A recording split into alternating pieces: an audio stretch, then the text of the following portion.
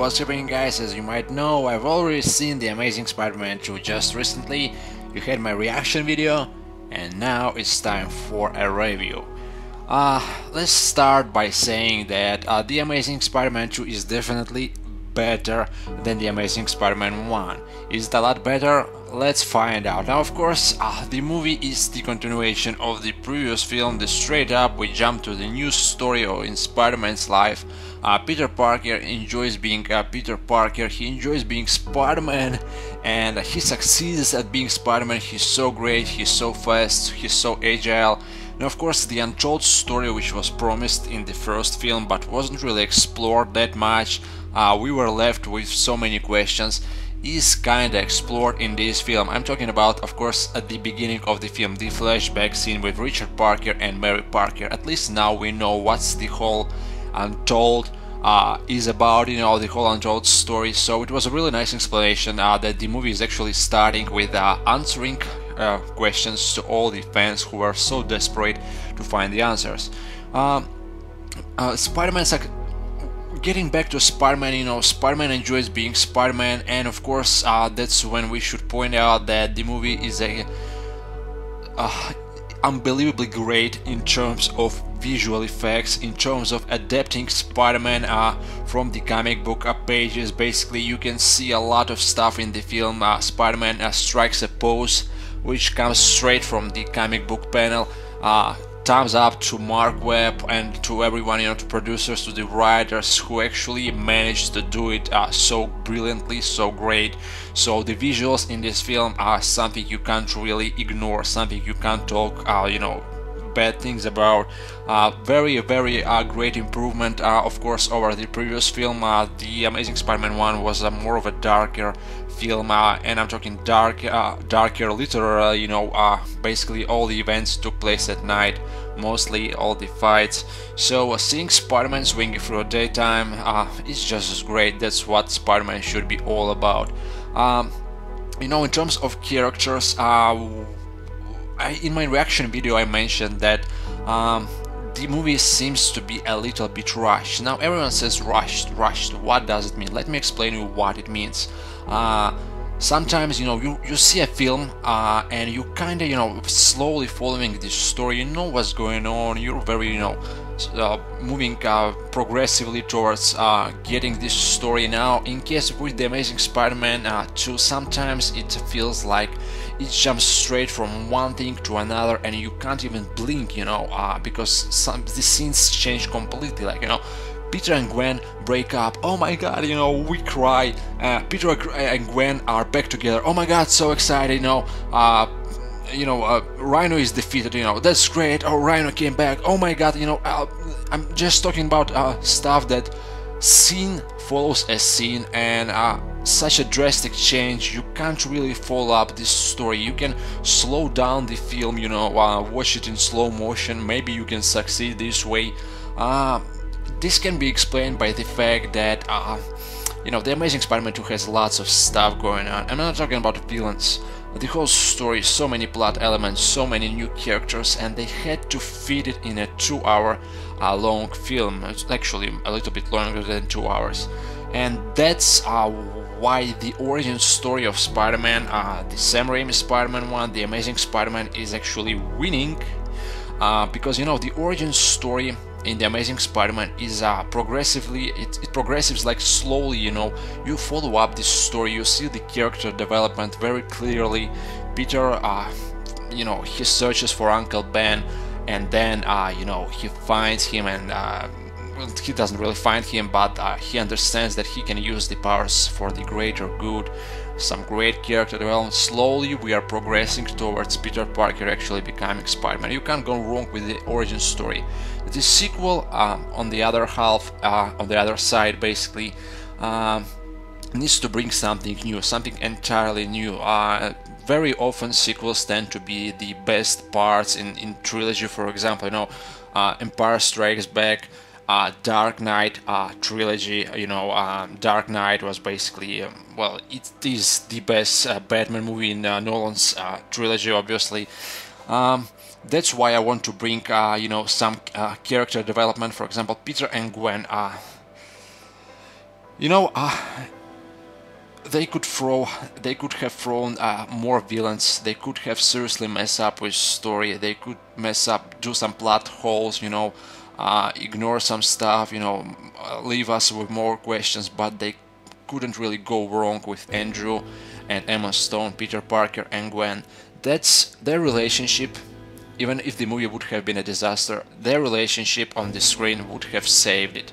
It's so great, it's so authentic. Of course, we could say that, you know, they are dating, so kinda it's easier for them to act being in a relationship, but still it requires some acting skills, and both Andrew and Emma are of course great. You know, that's what really saves the film. The movie is great, you know, I'm not talking it's a bad movie, of course it's a great film. I still, you know, probably haven't decided between Sam Raimi's Spider-Man 2 and this one, and it's a huge accomplishment for Mark Webb. If a fan of Sam Raimi's Spider-Man 2 can't really decide which film is really better. Another thing, you know, let's talk about characters. Of course, we are introduced to Harvey Osborn, Peter Parker's long-lost friend, and Dan DeHaan. Such a remarkable performance. Once I've seen the guy in Chronicle, I knew he can act. And just like the relationship between Peter and Gwen, Dan DeHaan is the highlight of this film. It what makes it so great. You know, I won't really mention spoilers here, of course, in my review. It's a non-spoiler review. Maybe I'll come up with a spoiler review later on. Of course, I will discuss some spoilers, you know, but still, Green Goblin, unfortunately, his screen time is very short. He's there for just a couple of minutes, but boy, Dan DeHaan, I swear I was scared. I almost grabbed my pants in theater when I heard Goblin's laugh, and when I've seen Dan and Goblin basically telling Peter, you see what it did to me, you know, without giving away too many spoilers. Dan's acting is superb, Max Dillon, Electro, you know, I think when Jamie Foxx was still Max Dillon, there were some bits when he probably was a little bit, you know, overacting. The jokes were too obvious, you know, maybe that's the trait of the actual character, or maybe that's Jamie Foxx not really fitting the role of Max, this lonely guy, but Electro, he nailed it. There are two fight scenes between Spider-Man and Electro, and Jamie brings some great, you know, great performance and very remarkable performance. His role will be remembered just like Doc Ock in Sam Raimi's Spider-Man 2. I think Electro is an iconic character. Of course, we've also got Alexei Sistovich. Now, I knew that his role will be really short. A word cheesy. You know, probably that's what I've been saying to myself in theater. Way too cheesy, you know. His first line in the film is, say hello to Alexei Sistovich. Probably that's how it was supposed to be, or maybe they could... Rhino is stupid, right? But maybe they could develop a character a little bit more. So, not very pleased with Alexei. I was really looking forward, you know, there are some funny lines, some funny scenes, but overall I think he's a little bit cheesy character. But of course, once he gets the suit, things change drastically. Gwen Stacy, Emma Stone, once again, you know, mentioning characters. She nailed it. Of course, she nails it. She can play Mary Jane. She would be still great. Emma Stone and Aunt May. We get some character development as well. You know, we've seen plenty of great character development after, you know, in the Amazing Spider-Man 1 after Uncle Ben died. You know, we've seen Aunt May. You know. Some great character development there. She was basically, you know, Sally Field is a great actress, just like everyone in the cast of the Amazing Spider-Man 2. So, some really nice revelation going on in this film. Not really sure if this is a spoiler, probably not really, but it is highly implied that Aunt May knows that Peter is Spider-Man. If you still haven't seen the film, once you'll see it, you will know it, of course. Other supportive characters, of course, is the role of Felicity Jones and Donald Menken. Both are great, you know, they got a few lines here and there, but both are really great. In terms of story, the movie is a little bit rushed, but once it gets to the ending, to the final climax battle, Doc Ock's train fight, Spider-Man versus Doc Ock, the train fight, and Spider-Man, it's nowhere near what happens in the by the end of the Amazing Spider-Man 2. I just admit it. It's so intense. It's so intense. I ate the whole bag of popcorn left for me. I wasn't really eating it during the film. I was like, oh my god, it's so great. Mark Webb nailed the ending. The ending of the film is just amazing, and the final fight between Spider-Man and Electro and Spider-Man and Green Goblin is what might eventually, make me change my mind.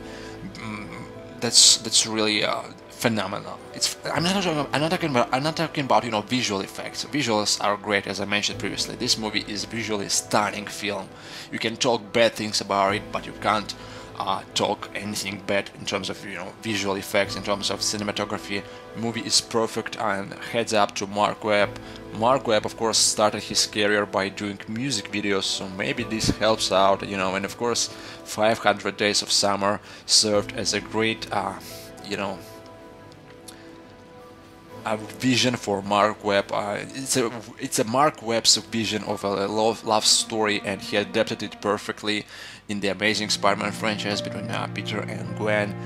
And there were some, let's talk about little things which were kind of like, what the hell. Dr. Ashley Kefka, of course, in the original comics, Dr. Ashley Kefka is actually a female character, and she works in Ravencroft prison. In this movie, it's a guy. He has to be one of the probably the most creepiest character I've ever seen in a film. He's so freaking creepy. It's such a weird performance. I wasn't really sure what is going on. A really messed up character, I think. If you haven't seen the film, once you'll see it, you'll know what I'm talking about. And other characters, some like what the hell moments, of course, as I mentioned previously, guys, was the fact that a lot of the scenes in the trailers weren't in the actual film. And I'm not talking about Spider-Man swinging in different direction. I'm talking about they cut the crucial parts. Some stuff that we were very excited to see in the film, it's not there. Just like the after credit scene, the post credit scene, it's not there. It's not in the movie. They did it differently. The ending is still very, it teases the future sequels, definitely, but there's no post-credit scene, which is kinda... There's a teaser for X-Men Days of Future Past, which doesn't make any sense, whatever, at least I've seen it. I'm not sure if anyone else seen it, probably, in the, in United Kingdom. Definitely an improvement over the previous film. Is it better? It is better. Is it a lot better? I'm not really sure. I'm someone who followed this film from day one, just like most of you guys. And at first I thought, I was watching The Amazing Spider-Man 2, and I thought, I've seen this film. I've seen this film before, from all the trailers, all the footage. And I was so sure that I know what's going to happen, that some things really surprised me. So it's probably a good thing that even though so much footage was released online, there are still some nice surprises. And some stuff, some theories I was talking about, a lot of theories actually came true, very nice. Of course, not only my theories, a lot of other people's theories as well, but my theories did make it to the big screen. I was wrong about some stuff as well, but let me just say this, that even though I was expecting some stuff, to see in the film, really expecting, it hit me really hard. It hit me really hard, If you know something, doesn't mean that you have experienced it really. You have to see it without giving, any spoilers. Maybe I'm not talking about what you think I'm talking about. And of course, the final character, now getting back to characters, is Norman Osborn, Chris Cooper. A very short role, basically a few lines, but a very menacing role and a very creepy role, and definitely a remarkable scene in the film is the one with Norman Osborn. Now my final verdict is that in terms of emotional impact, it will be very hard to top The Amazing Spider-Man 2. They can make more villains, they can make a great plot, they can do great, even better visual effects, but in terms of emotional impact that I had by the end of this film, I don't think I'll ever experienced it in The Amazing Spider-Man. It will be a very tough decision for Mark Webb and The Amazing Spider-Man 3 to bring something as equal as what I experienced in this film. The Amazing Spider-Man 2 is, among with Sam Raimi's Spider-Man 2, my favorite Spider-Man film. Definitely, I will see it more times. Characters development very great. They answered a lot of questions. The Untold Story, check. Visuals, check. Emotional impact, check. The relationship, which you feel like you are in a relationship, a very authentic feelings on the screen, check.